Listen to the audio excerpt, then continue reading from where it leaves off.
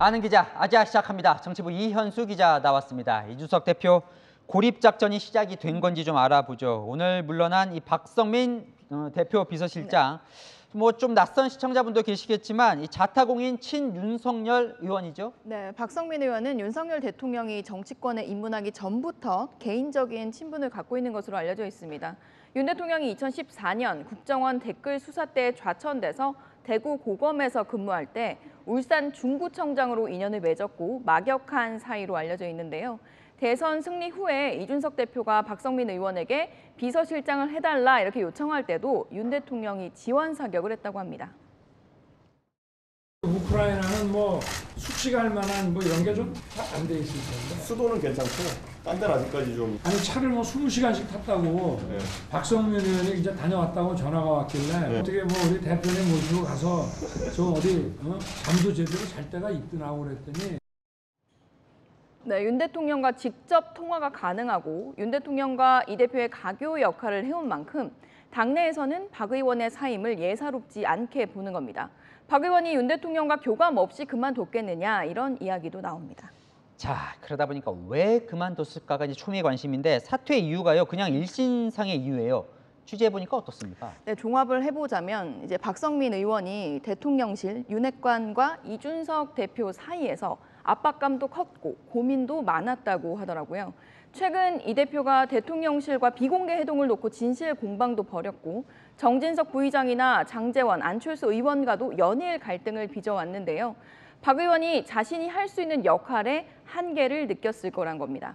어젯밤 박 의원이 포항에 머물던 이준석 대표를 찾아가서 그만두겠다 이렇게 의사를 전달하기 전까진 이 대표는 이런 낌새를 알지 못했던 것 같고요. 포항 만남에 함께한 참석자에게 들으니 박 의원이 당을 위해서 내가 좀 내려놓는 게 좋겠다라고 말을 했고 이 대표도 받아들였다고 말했습니다. 이준석 대표 측은 물론 친윤계 의원들도 윤심은 아니다라고 선을 긋고 있는데요. 이 대표 측에서는 윤핵관들의 이준석 고립작전이 시작됐다 이렇게 해석을 했고요. 친윤계 쪽에선 윤리위를 앞둔 이 대표의 당내 고립무원 상황이 반영된 게 아니겠느냐라고 말했습니다. 그런데 이제 시점이 왜 하필 어제냐. 윤리위 결과도 나오기도 전이잖아요. 대통령이 해외에 있을 때다. 이 시점도 좀 눈에 띄거든요. 그렇죠. 시점이 좀 공교롭습니다. 특히 내일 귀국을 앞두고 있는 윤 대통령. 내일 귀국하면 나토 정상회의 성과도 부각해야 하고 위기의 민생 경제 등 해결할 일도 많을 텐데요.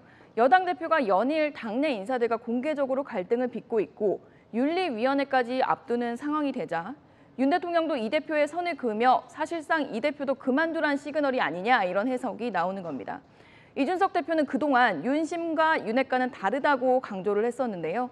박성민 의원의 사퇴로 윤심이 나에게 있다 이렇게 주장하기도 어려워졌다는 분석이 나옵니다. 자, 시청자분도 질문을 주시는데 이준석 대표가 앞으로 어떤 선택을 하겠냐. 자, 아까 뭐 앞서 얘기한 것도 있었지만 자진 사퇴의 가능성이 있습니까? 네, 이준석 대표가 이 질문을 받고 나서 단호하게 그런 경우는 없다라고 말을 했습니다. 윤석열 대통령과 당 지지율 하락을 반전시킬 방법은 이준석 표 혁신밖에 없다는 점을 오히려 강조를 했는데요. 하지만 현재 상황에서 계속 강대강 대치를 이어나갈 수 있을까라는 의문이 나오고요. 그리고 이 대표가 윤 대통령과 윤리위 전에 담판을 시도할 가능성도 제기됩니다. 자, 시청자분도 그렇고요. 저도 사실은 일주일 남은 이 윤리위 결정이 가장 궁금한데 어떻습니까, 분위기가? 네, 우선 윤리위는 다음 달 7일에는 회의를 열어서 이준석 대표의 소명을 듣고 그날은 결론을 낸다는 방침을 갖고 있습니다. 지난 회의에서 이 대표 측근인 김철근 정무실장의 소명이 좀 충분하지 못하다고 판단한 것으로 알려져서 이 대표에게 유리한 상황은 아니라는 분위기인데요. 그리고 성접대를 했다고 주장하는 기업인의 경찰 조사도 이뤄지면서 수사도 속도를 내고 있죠. 징계의 수준은 봐야겠지만 징계 자체는 피할 수 없을 것이란 전망이 나오고 있습니다. 일주일 사이에 또 많은 일이 있을 것 같습니다. 아는 기자 이현수 기자였습니다.